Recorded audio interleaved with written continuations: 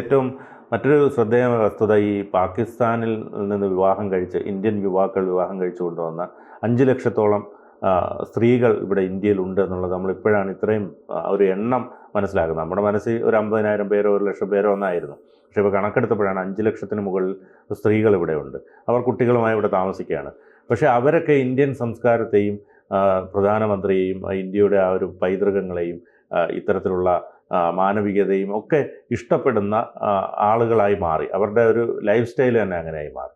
പക്ഷേ അവരിലൊന്നും യഥാർത്ഥത്തിൽ അവർക്കാണ് ഇതൊക്കെ ഉണ്ടാവേണ്ടത്, ഈ വികാരങ്ങൾ ഉണ്ടാവേണ്ടത്, പാകിസ്ഥാനുള്ള സ്നേഹം ഉണ്ടാവേണ്ടത്. പക്ഷേ അവർ നമ്മൾ പല ദേശീയ മാധ്യമങ്ങളിൽ നിന്നുമൊക്കെ മനസ്സിലാക്കാൻ കഴിയുന്ന അവരുടെ ബൈറ്റുകൾ എടുത്തപ്പോഴും അവർ ഇന്ത്യയിൽ നിന്ന് പോകാൻ അവർക്ക് താല്പര്യമില്ല. അവർ പലരും കരയുന്നതും ഒക്കെ നമ്മൾ കണ്ടു. സ്വാഭാവികമായിട്ടും ഇത്തരത്തിലുള്ള ഈ കേരളത്തിൽ ജനിച്ചു വളർന്ന് ഇന്ത്യയുടെ ആളുകളാണ് ഇത്തരത്തിലുള്ള പാകിസ്ഥാന് ജയ് വിളിക്കുന്നത് എന്നുള്ളതാണ് ഏറ്റവും വൈരുദ്ധ്യം. ഇപ്പോൾ ഈ 5 ലക്ഷം സ്ത്രീകളുടെ കാര്യം പറഞ്ഞു. അതെ, അവർ കരയുന്നു, ഞങ്ങൾക്ക് ഇവിടം വിട്ട് പോകണ്ട എന്ന് പറയുമ്പോൾ ചിന്തിക്കേണ്ട ഒരു കാര്യമുണ്ട്. അവരെ വിടേണ്ടി വരുന്നത് എന്തുകൊണ്ടാണ്?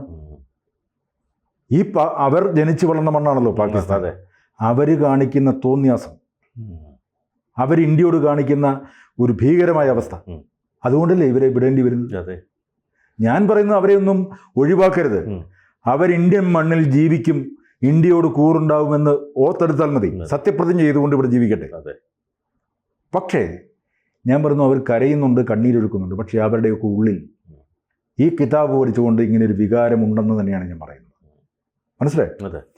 ഇന്ത്യയിൽ ജനിച്ചു വളർന്ന ഒരു പെൺകുട്ടി അല്ലെ പലരും ചെറുപ്പക്കാരും ഈ പാകിസ്ഥാനെ ഇങ്ങനെ മറുവശത്തോടെ അനുകൂലിക്കുന്നുണ്ടെങ്കിൽ പാകിസ്ഥാനിൽ ജനിച്ചു വളർന്ന ആളുകൾക്ക് എന്തായിരിക്കും? കൂടുതൽ വാർത്തകളും വിശേഷങ്ങളും നിങ്ങളിലേക്ക് എത്താൻ ABC മലയാളം സബ്സ്ക്രൈബ് ചെയ്യുക, ബെൽ ബട്ടണും അമർത്തുക.